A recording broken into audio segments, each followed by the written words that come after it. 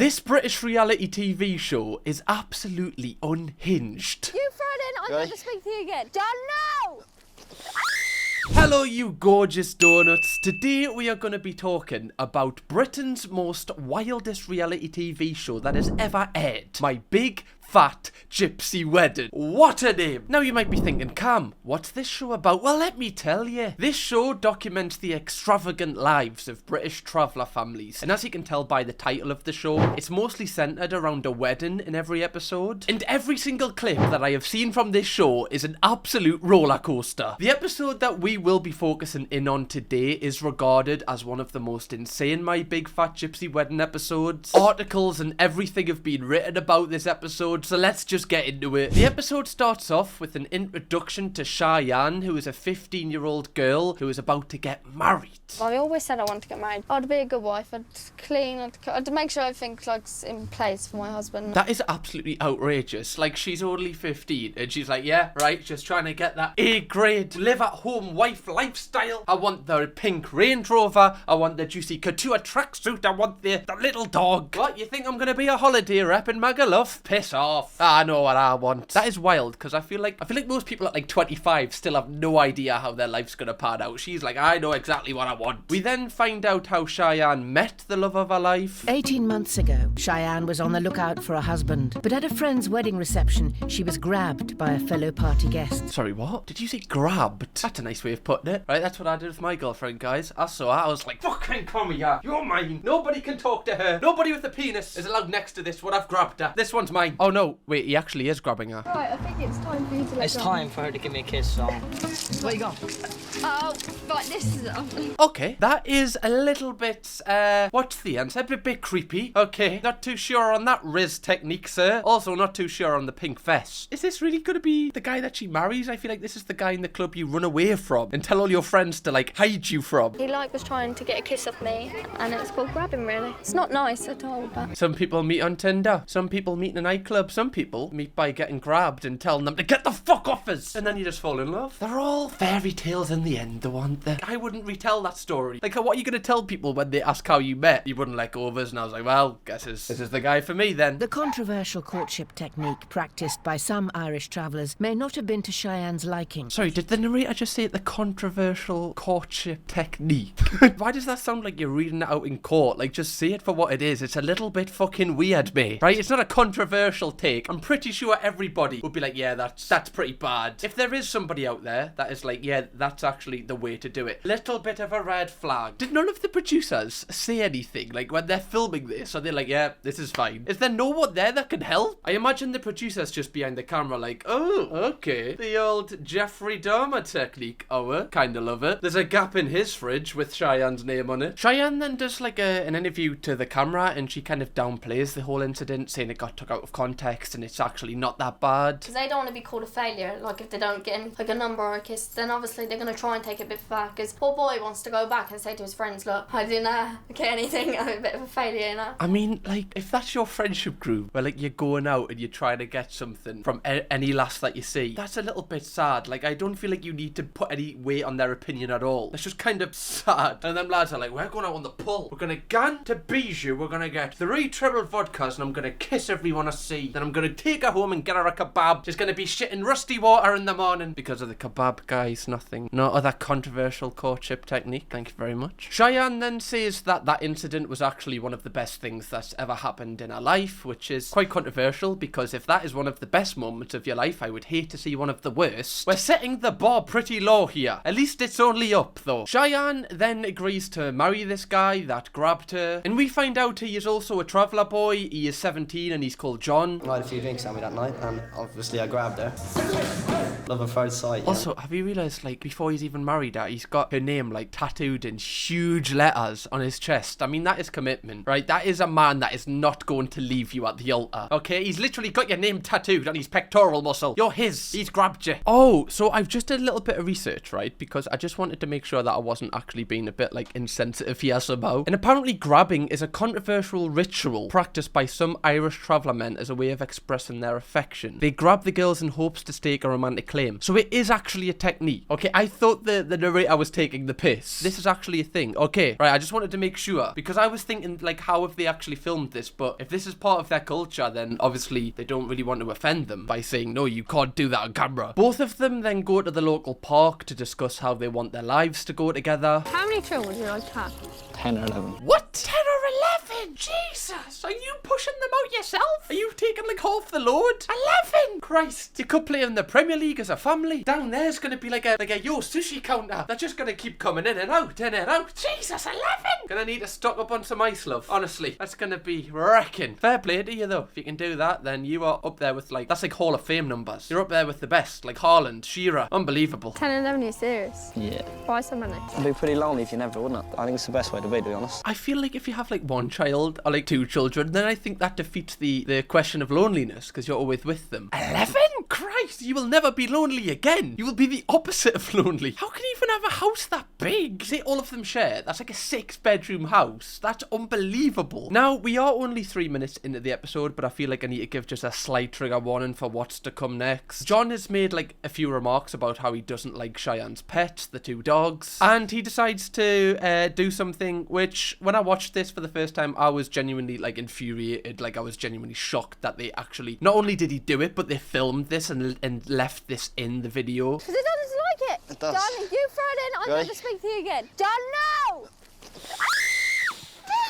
Oh, you fucking prick. You absolute bastard. Genuinely, that's not even funny. Like, I'm actually infuriated right that. I'm actually raging. Oh! Do you know how many walls I could punch right now? 4, because that's what I'm surrounded by. But 4's still quite a lot for me. That's actually infuriated us. Like, why would you do that?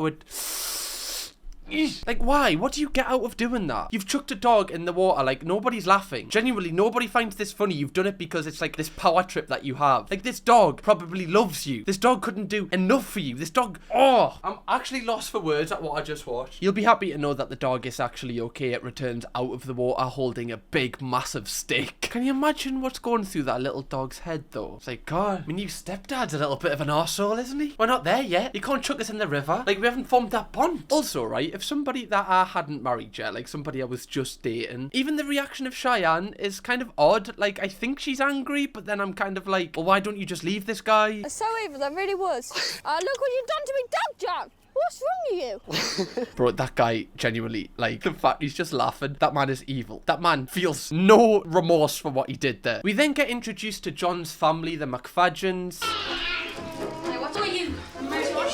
Sorry, what? Imagine going round to your new boyfriend's house for tea, which is intimidating enough, meeting the family, but the first thing you see is his little sister with a tab in her mouth and a gun to her head. Like, seriously, that's too intense. What are we doing here? Why is this child got a cigarette in her mouth and is being held at gunpoint? For what reason? She doesn't give a fuck as well. Look at her. She couldn't be less chill about it. This is not her first rodeo. Bro, why have they all got, like, guns? Like, who is this? Sommy Telby over here? What's going on? He's even got the flat cap. This guy's about to start war with the Italian mafia. And here we've got Harley Quinn and Poison Ivy. Jesus Christ. This includes the 8 children, an adopted cousin, as well as baby Josie. Bro, even the baby's got a gun. What's going on? Who gives the baby a gun? The gun's bigger than the baby, for Christ's sake. Imagine actually, like, going and robbing this house and like, you walk into this room, it's just a baby with a gun. That would actually be cold as fuck. I would leave. I'd be like, sorry, baby. All right, we'll get the next one. We're sorry, we didn't realize this was your house, baby. I bet this baby is like top of the leaderboard in every single Call of Duty lobby. This baby has killed many a man in the gulag. This episode is fucking mental. We're only 6 minutes in. Just quickly, guys, before we proceed with this video, make sure that you are subscribed to the channel. Then you'll be a part of the best community on the internet, the Donuts. You'll have loads of videos like this to binge watch when you're bored, and you'll be part of our nice little community. We then meet some of John's sisters, Josie and also Barbara, who is wanting to get married to her boyfriend Malachi, who she's been seeing for 2 years. Her 15-year-old sister is next in line to get married. She's been dating boyfriend Malachi for 2 years. He's marrying a 15-year-old. This guy might be 15, but he looks about 30. He's even got the quarter zip. Christ, you can't tell me that this guy hasn't got a successful plumbing business. This guy looks like he's been through it. The interviewers then talk to the girls about this marriage coming up and about how they're feeling about it. It's then stated by the narrator that apparently in traveller culture, the groom must ask permission from the bride's dad to Take over over ownership of her, a custom referred to as asking. Bro, again, I don't want to disrespect cultures at all, but just the term gain ownership. Wow, this is kind of crazy that your dad owns you, and then your boyfriend has to ask your dad if he can take the ownership over you, so then he can become your husband. Like, that is kind of crazy. It's obviously been like that for centuries and centuries, and they've kept that going. But it's just mad that that's still happening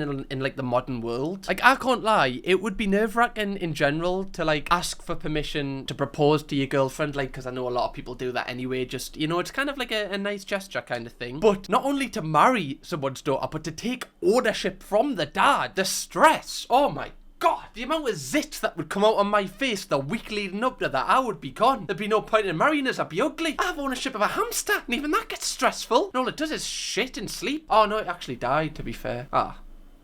Oh yeah, it died. Oh, he's gonna ask him. Is a strictly private matter between the proposer and the daughter's father until the daughter is called upon. Oh my God, this is like Take Me Out. Single traveller, reveal yourself.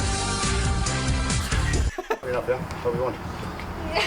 Oh, this guy must be so nervous. Good enough then. Good enough. Oh, he said yes. Nice. Well done, love. Right, change of ownership. Make sure you contact HMRC just to make sure everything goes well. Get the solicitors involved. So obviously the dad has said yes, so that means that Meliki now owns Barbara, and he looks absolutely buzzing about it. You didn't rush into it, did you, Maliki? Huh? Come here, give me a hug. I can't, I just finished the gym. Look at it. I love that he's just put her on the back and just cracked open a can of Foster's. So there we can. Job done. Beautiful. So the entire family is buzzing. However, the mood quickly changes as we find out the dad, Chris, is actually getting sent to prison in the morning for assault. Life comes at you fast, guys. 1 minute, you're losing your daughter. The next minute, you're going to prison. As well as the family preparing to lose another daughter, the McFadgens are bracing themselves for yet more separation. Dad, Chris, has been charged with assault. Sorry, right? Just before we get into this, he is literally, like, has he even took his sats yet? This guy's still doing his timetables, and he's just down in a can of Foster's. Ah, fuck it. Pythagoras, who? For all the money that I had, I spent it in good company, and I bid you all. This is actually kind of sad. Oh, I feel bad. Like, their dad's literally going to prison, and like, he's just singing for them. Bro's like, go on, throw us lyrics. I'll throw them in the song. His daughter Josie was also apparently involved in the assault somehow, but instead of prison time, she's just got put on electronic tag. And the next clip is absolutely hilarious about what they do with this tag. In a related incident, daughter Josie was also charged and ordered to wear an electronic tag, which she is keen to transform into a more eye-pleasing accessory.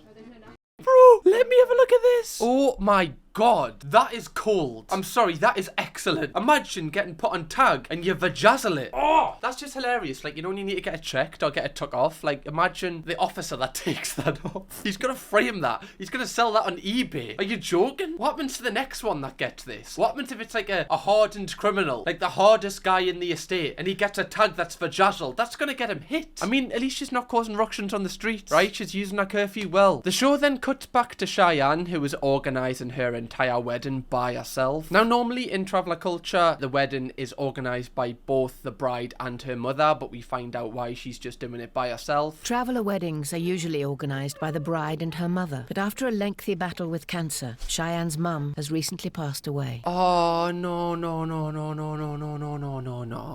Why do I always pick the emotional episode? I'm not crying in this one as well. Done enough crying on the internet this past month. You tell me this 15-year-old girl is by herself doing all of this stuff. Oh. Of your age to be planning their wedding. It is. At the start, it's like really hard and nothing seems to be going right, but then it all seems to like fall in place after that. That is genuinely mental how like adult like she is for her age. Like, she's 15, planning an entire wedding by herself. Do you know how stressful that is for anybody? I'm a Cheyenne stan. I'm fully behind Cheyenne here. I want the best for her. By the way, bro, what the fuck is this? What in the Jabba the Hutt times Princess Leia kind of pick is this? Look at that Belcher chain though. Christ, you could lock a bike up with that. Scrap a bike, actually. You could probably like tie Bigfoot to a tree with it. We do find something nice out about John. Apparently he brought the proposal to Cheyenne like a month forward so that her mother could see the proposal and see that Cheyenne is going to be engaged and marry this man, which I actually thought was a really nice gesture because he's kind of rushed it himself just so his mother mother before she goes can kind of, you know, feel that like happiness knowing that our daughter's going to be loved and well taken care of, which I imagine is going to be a big worry when you suddenly get cancer. And unfortunately, our mother passed away 2 days after John proposed to us. So in such a horrible situation, it's such a nice memory for both Cheyenne to have and her mother, because Cheyenne can know that her mother knows that she's getting engaged as well. I could not thank John any more than what he done when that happened, because he was the bestest rock you could fall on. He really was. Switching back to John's family, his dad Chris actually served half the time that he was supposed to in prison, and he is set to be released today, and the way that his family pick him up is absolutely class. The family have decided to surprise their father by collecting him from Pentonville prison in true traveller style. I'm sorry. They booked a limo to pick him up. That is genuinely hilarious. Like, have you ever saw them videos on TikTok when people get released from prison? They're just walking out with their carrier bags and like they get the bus home or they get the metro or whatever they get home. This guy's got a limo with his entire family in it. Gonna be drinking Schlur in the back, pretending they're pissed. To be fair, this family, they're probably gonna be on the absinthe. Up as hell. Chris is not expecting such a big Bro, welcome. what is going on? Why are they taking selfies? That is genuinely hilarious. That's such a sick pic for the gram. Picking dad up from prison, no replies. Oh my god, they better do a photo dump. I want multiple pictures of this. This man's drinking a blue wicked. Unbelievable scenes. Oh yeah, what's this? Oh, please, come on. I love the fact that dad's not even that shocked. He's like, oh yeah, I probably expected this. I mean, a normal limo, could you not at least get a Hummer? You broke bitches. The wife takes an old cigarette now and again. Right? Oh, yeah, you can't Swanley, do this. that's for you, look. I was telling Original, her I want you to wear that. Oh my god, he's brought them presents. Yeah, there's an authentic badge. Oh my god, this is the best dad ever. Imagine your dad going to prison, he gets released and he brings you back the uniform. Fit check, HM prison. Funny how things change, isn't it? Half an hour ago I was in a jail.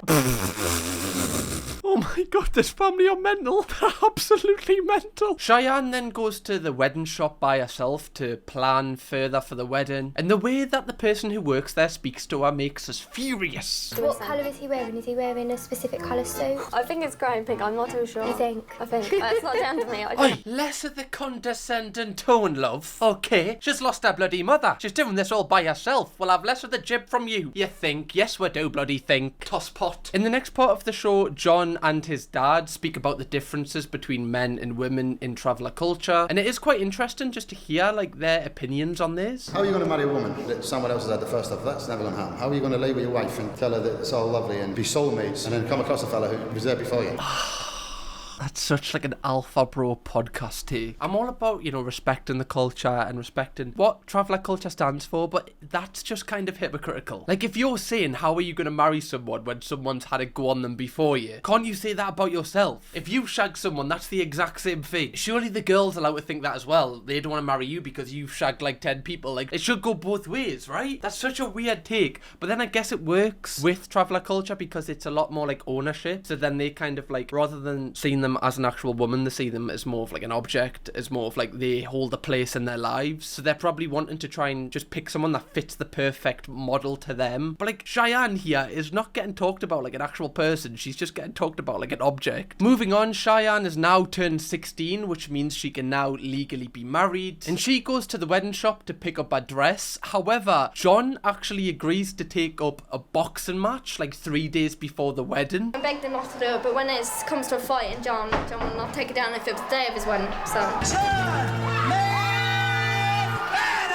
Bro, that's actually mental. Like, imagine 3 days before your wedding day, you take a fight, and you've like, in your wedding photos, you've got 2 black eyes. Like, your girlfriend would be raging. John has emerged victorious. He has not finished the fight unscathed. It's a small fracture. Oh my god, wait, what finger do you put the wedding ring on? Like, he's fractured his hand, so his whole hand's gonna be swollen. Like, is the ring even gonna fit on it? Oh my god, that's mental if so. It's now the day of the wedding, and Cheyenne is getting ready for it, and the interviewer asks her such a personal question. What would she be doing if she was here? I don't really know.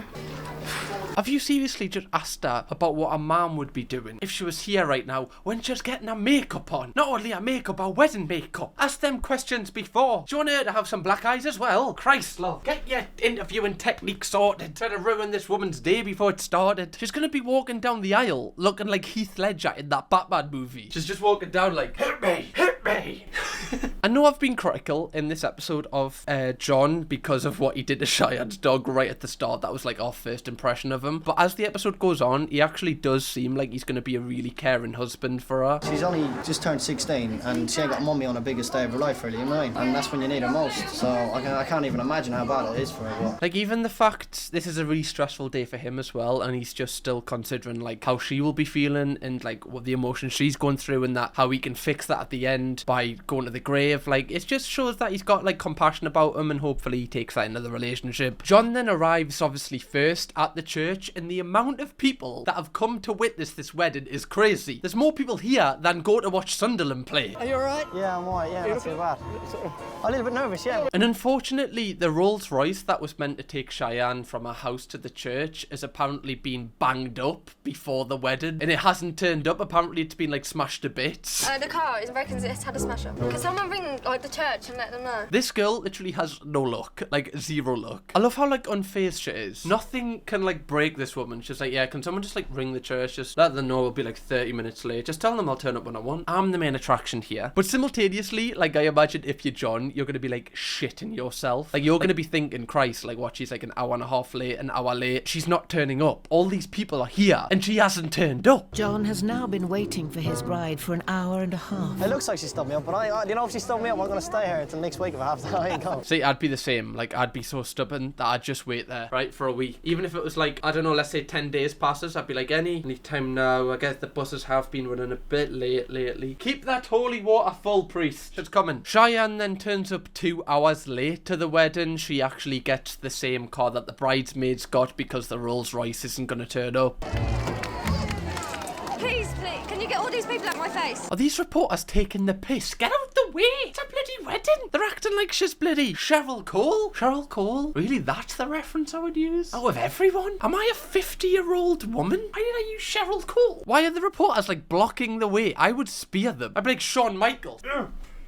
Poof. I'm barefoot right now, guys. I didn't want to lift my foot up. That would have been weird. That would have been all over the new Reddit. Which, by the way, you should go and join. At Camp Kirkham, baby. Go join it because I'm going to be making loads of videos on the Reacts channel based around it. The wedding then takes place and everything like goes to plan. Everything is actually really nice. I therefore proclaim that they are husband and wife.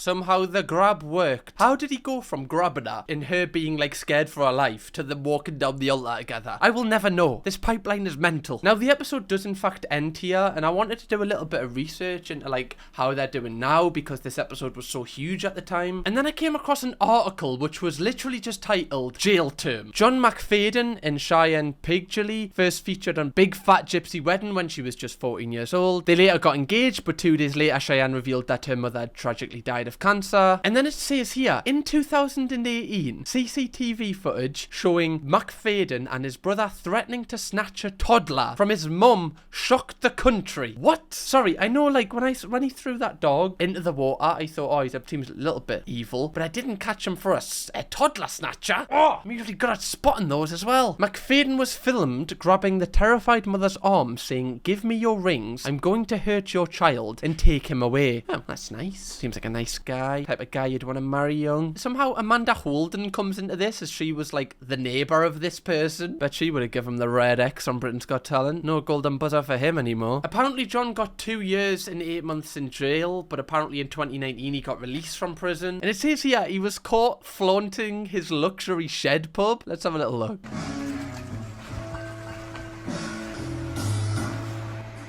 All he needs is a portrait of Tommy Shelby and then he's kind of just on point.